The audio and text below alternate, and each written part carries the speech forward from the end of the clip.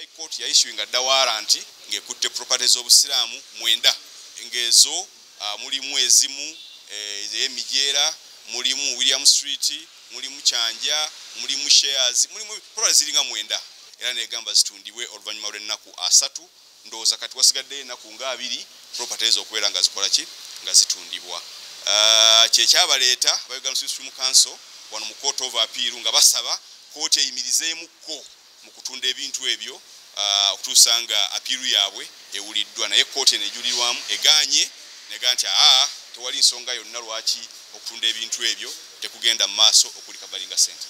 Njagala abasiraamu mu ggwanga lyonna bategeere nti muntu wange ekikulu ennyo si properties abasiraamu, ekikulu ennyo ssente ze. Oba ssente zivaawa obawa Supreme Council yemanyi jejja okujja ssente esasule musajja wange $1.19 billion. Download the app on App Store or Google Play Store now. Vision Digital Experience, the future of media.